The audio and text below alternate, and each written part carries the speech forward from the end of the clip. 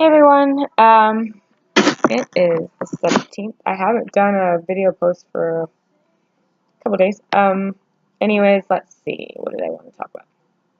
So, yeah, I was out and about over the weekend. I think it was Saturday. I went and just did some, I like to explore, so I drove around the city since I've got some time and, check out different random places and small stores. There's a lot of local businesses. That's something that Arizona is known for, is people investing in their communities and people welcoming new business enterprises. So they like to keep things local. The local community is very involved with what comes in here and what doesn't, and big businesses and such. So, anyways, I went to like a home and garden store in the morning, and of course, oh no, I'm sorry, this was on Monday, so it's Wednesday now. Anyways, a home and garden store, and it was just such my luck because I went there. It was Monday, so some of the businesses here aren't open on Mondays. So that was my luck. But so I think I had touched base upon being freaked out that last weekend because I was driving from one spot from Culinary Dropout on 7th Street to the attic on Indian School. Actually, this might have been a week and a half now. Anyways, and I almost got T-boned by someone going 50 miles an hour because I had to cross 7th Street to go northbound, and the person, I swear I don't remember seeing them. They must have turned into the suicide lane really quickly, or I don't know how they were there so fast, to be honest, and I have no idea how that car missed me, right? So just to recap really quick, I was coming out of Culinary Dropout going northbound on 7th Street. This car was coming southbound in the in the innermost lane, so the one closest to the yellow line, and I just remember I got the pang of anxiety that I felt right before I got hit by a car during my accident. Um, I will talk about that in a second, or recap that in a second. But anyways, that feeling of just being terrified, I felt that on Saturday. I was almost into the northbound lane when this car somehow was coming at me 50 miles an hour at least and missed me. I have no idea how it missed me. There's been one other time that I have had no idea how I survived something. Well, I guess including the accident, it's three. There was another time when I was in California driving from LA, San Diego, and I must have gotten tired or something. That's a long drive, let alone on a Friday, which I used to do all the time. About 2-3 hours, typically on Fridays, 3 hours. Anyways, I think I fell asleep behind the wheel, and all I remember and I was in my really nice car. Something that's true about me, or used to be true about me, is that I liked really nice cars and bags. Anyone who knows me kind of knows that. Everything else I'm not superficial, I just enjoy that luxury, and I get good use out of it. Anyways, I was in my Mercedes, like, in my E-Class, which is, the middle safe car, and, when I woke up, I was spinning in this thing. Oh no, when I woke up, I was going head on into a road closed sign, which was attached to a K-rail. And I honestly thought I was going off a cliff or like into the ocean. I mean, it's possible. I had no idea where I was, but of course the 5 runs down the coast. So in my head, when I woke up, I was like, oh my God, I'm going to die. And somehow the car spun out. And I mean, I closed my eyes when I was going head on into that. And I spun out and I just ended up spinning, and then when it came to a halt, I was facing the correct direction to turn away from the cliff. Strange. Similar feeling when this accident, not my accident, but thank God it was an accident, was not an accident, but when I was crossing the 7th Street, this story I'm talking about, I felt the moment, like, similar terrified feeling as to when I got hit by my car, but I also was just stunned in the same way in which I was stunned during the time of the story that I just recollected when I was driving down I-5 from LA to San Diego. Because I literally, somehow the car missed me going 50 miles an hour. It swerved into the suicide lane, and there was oncoming northbound traffic. And there's also southbound traffic. So when this guy somehow swerved and missed me by probably this much, I thought I would be witness to him going head on into other people. And I just remember, I don't know if I was praying, I was just like, please don't hit someone, please. I didn't want to be witness to someone getting hurt. And I also felt guilty. I mean, I don't know where this person came from. I'm obviously hyper vigilant and overly cautious in driving for the most part now. And so I did pay, especially crossing 7th Street. You gotta cross 2 lanes and then a suicide lane to get into the northbound lanes. So, thank God that Saturday that weekend, I didn't have to witness that, and the person just kept driving. And then obviously earlier in the day, I think I touched base on this. I was at Turf Paradise, and in front of us, valet, which is like 100 people, someone spun out into head-on traffic, and we all just watched, praying that person didn't spin out and hit anybody. They were going so fast, and they didn't even, after they stopped spinning out, they gunned it and kept driving. It was just crazy. So, anyways, I had another experience. I mean, it's just crazy. There's so much stuff going on. I had another experience on Monday where I was driving from the closed Home and Garden store. I got into, again, I think it was on 7th, not Street, 7th Ave. And I was coming out of the Home and Garden store, and there's a signalized intersection there. So I was sitting at the signalized intersection. The light turned green. I happened to have looked at my phone, so I didn't take off right when it turned green. But at that moment, someone ran a red light. And that person running the red light must have been going 45, 50 miles an hour. Luckily, I don't just take off and go when it turns green. I always sit and wait now. Or typically, I'm not in a rush to go. So I had been looking at my phone. But then, even when I realized the light was green, I was cautious. And I saw something moving very fast. So it was obviously the person that missed the red light and just kept going. But had I had gone, I would have been hit. And again, on my driver's side, I would have, who knows? So it's having been in an accident, and recovered and taken so much. I mean, I was in the hospital for 2 months, or rehab in the hospital for 2 months, ICU for 5 days, broke my pelvis. I don't feel 100% recovered. And it's very scary being on the roads when you don't feel like that. Even being out and about when you don't feel 100%. I feel like I can't even protect myself. Not that I would be able to protect myself even more if nothing had happened and I didn't have injuries that I'm recovering from. It's a weird feeling. You just don't feel like you can 100% defend yourself, whatever that means. And so, with that person running the red light and that car appearing out of nowhere and almost T-boning me in the middle of 7th Street, it's just, it's trauma. I'm dealing with trauma. So even though I wasn't in a car when my accident occurred, I still am recovering from having been hit by someone in a car. So it's just scary. It's probably an aspect of trauma that people don't think about. It's something that I can't even write down on a piece of paper all the things that I go through on a regular basis. Random things that come up. I can't make this stuff up. I just am kind of recording it as we go, or as I go, because it's a documentation of things that come up. It's probably to me, it's a very interesting social experiment with myself, I guess, and an interesting journey to get past the aftermath of quote unquote being a victim, which is not something I chose to be. But I'm doing the best that I can to obviously live my life. But there are definitely things that come up, and as a practical, logical, or I would like to think I'm a reasonable person,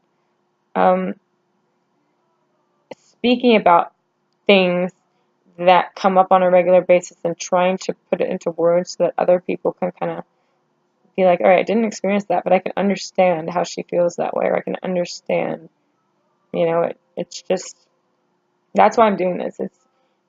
You can't really understand everything all the changes that I've gone through, but I think that I can explain it in a way that might make logical sense because I have a rational train of thought, and me dealing with things is, I would think, how someone who's rational, and I'm obviously extremely positive and optimistic. I'm just like almost strangely optimistic and positive all the time. I mean, when I was in the hospital, it wasn't ever like, oh, I can't be back. I'm excited to get back to work, or oh my God, or oh my God, I can't believe this happened. I'm going to be down and out for blah, blah, blah. No, I was actually like, oh well, I'm here now. Let's just go with this and let's get this done. So, which sounds bizarre, I know, but I just think things happen for a reason. I also, I guess you could call it psychic, or I don't know what people call it. I think it's bizarre and weird, but I have intuition, and I'm very highly sensitive and empathic. So, if anyone knows what that is, you can kind of relate to what I'm saying. And if you do know what it is, there's a really good book that I read, and I'm not a book reader. I'm not one to like put things out there, but it's by Barry Davenport. It's called Finely Tuned, and it is a really thin book, which is one of my draws to it. It's over there. I can't get up right now, but it's cool. It's got like neat things that might be relatable if you can understand what I'm talking about, as far as being highly sensitive and empathic, and energy. Someone who feels people's energies or is highly intuitive. It might be a good read. So that aside. Yeah, there's trauma. Another thing is obviously, like, I think I said this before, but on a daily basis, I am reminded of my accident, which is almost like a blessing from God is how I view it, in the sense of it keeps me reminded about what I went through every day. Between the cane, I'm catching up with people I haven't caught up with in a while, and having talked about the accident and what I've gone through. And today I actually met up with a friend who I have known since college, probably the first or second year of college. So, now we're talking about 15 years ago. Really, really cool guy. We've always gotten along. We study together. It's never been a friends with benefits type thing, and nothing ever like that, or romantic or anything like that. We're just friends. As an engineer, it's pretty easy for people to, if you are an engineer, you can understand it's a male-dominated field. I'm obviously very extroverted for an engineer, and I just enjoy meeting people. So I've always had male friends, and it's never been anything more. So I wanted to put that out there because some people were like, "Oh, friends, like what does friends mean?" Anyways, ADD. I think it's pretty evident that I deal with it. Anyways, yeah, met up with him. We're trying to catch up on 15 years, 16 years worth of not seeing each other, speaking. The sad thing is that I took him moving back to New Jersey, which they're doing here in, I think, July, August time, for us to spend time. So they're here for another 3 months. I'm very excited to catch up. It feels so nice to have a taste of home. I guess where I consider home, New Jersey. I grew up in Bergen County. I went to Rutgers. I lived in South Jersey, but South Jersey is different from North Jersey. So I call North Jersey home. If you ever had an opportunity to go there, New Jersey is not the way that Newark portrays it to be, or TV. Oh, well, Real Housewives of New Jersey, as silly as it sounds there, that's based in Franklin Lakes, I believe it is, and Saddle River. It's in the same vicinity of where I grew up, and the towns are very similar. It's very affluent, but it's beautiful. It's beautiful, it's homely, people raise families there, so I think, anyways, they're not moving back to Bergen County, but they're moving back to Jersey, and I wish them the best of luck. But it's really nice to have people that can relate to the East Coast, or a part of my life that's longer than the new friends that I have, which are in the last 2-3 years. Friends that I've obviously kept in touch with. I've moved around so much. I grew up in England. I lived until I was 8. Then we moved to Switzerland. I went to a Swiss school.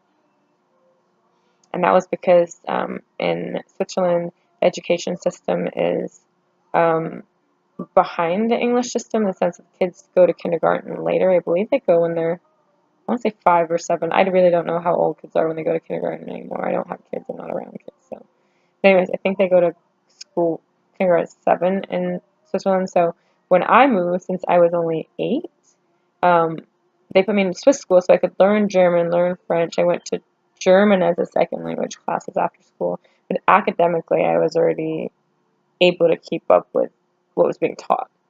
So, anyways, then we moved to New Jersey, Saddle River, Bergen County.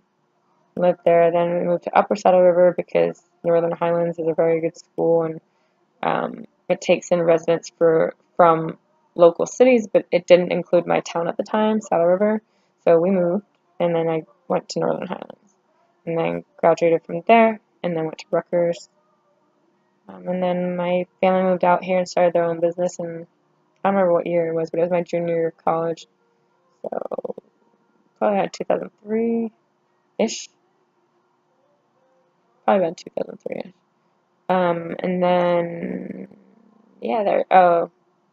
then I moved to California. I might as well just go into this since I'm already talking about it. I moved to California. I bought a home in Temecula. I lived at home in San Diego, went in Del Mar with my parents for 6 months. Then I moved to Temecula. I bought a place. They helped me, obviously. And then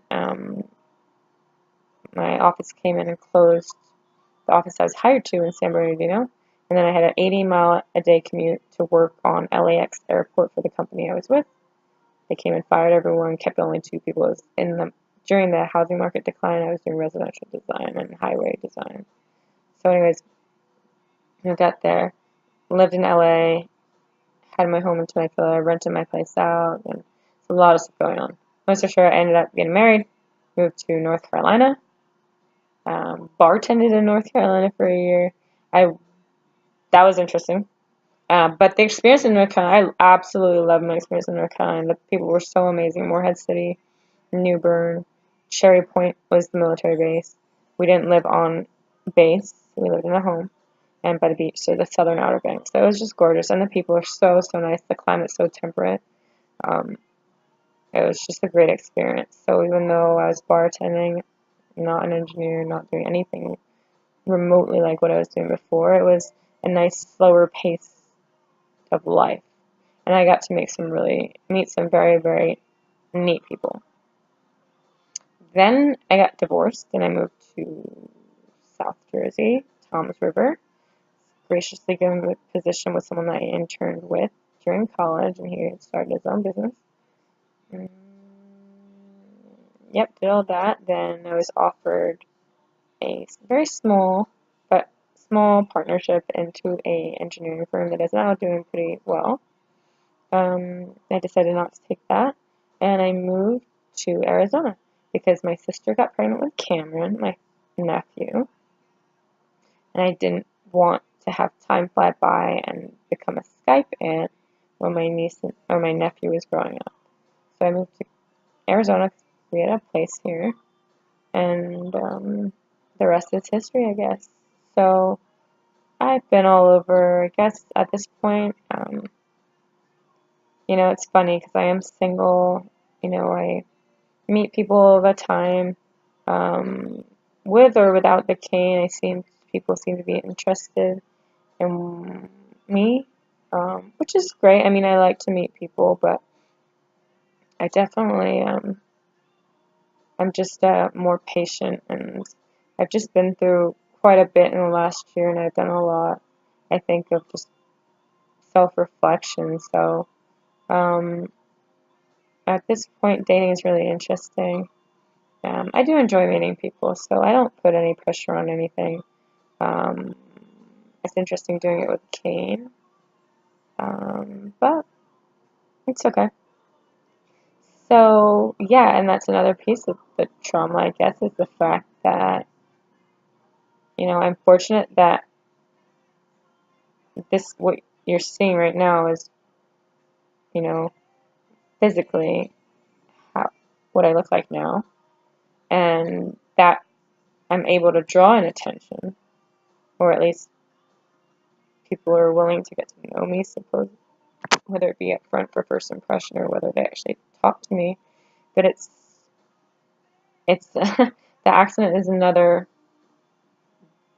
layer to dating, because my the physical impact and the emotional trauma that I've had from the accident, or the things I've done in the last year, have just been a lot. So trying to, talk to people about dating in the way in which most people date, which is, for a partner, you try to,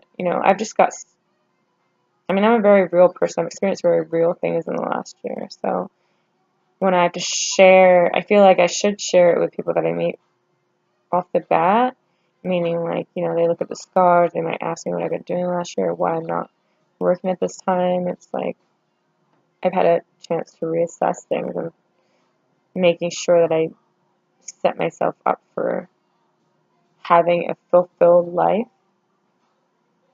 and trying to balance it properly, because I used to be a workaholic. I used to be someone who always pushed the glass ceiling that people create, that the intangible glass ceiling, but you're still always push, push, push, push, push. But now it's like I just want more meaning out of life. So, and that goes across the board, relationships, professionally, everything. So I'm trying to figure out exactly where I fit in. So dating is interesting as it pertains to connecting with people.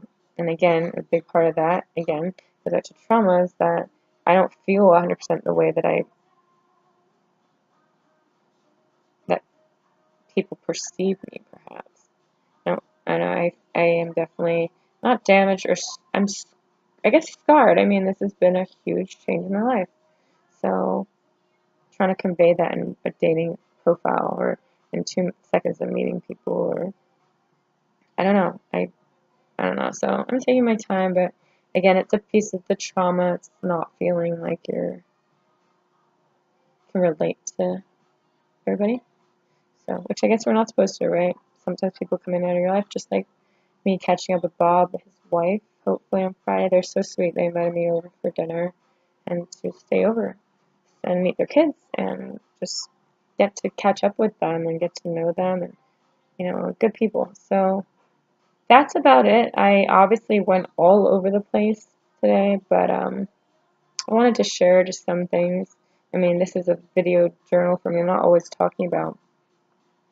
talking about things as they come up. Sometimes it'll be a topic that I've been thinking about. Sometimes it'll be just random stuff I'm dealing with, and why it affects me because of something from the accident.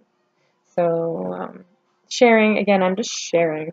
I am pretty, in this whole experience, I've been forced to rely on myself. That's from my physical recovery to my emotional stability, and making sure that I don't use other people's advice to help me.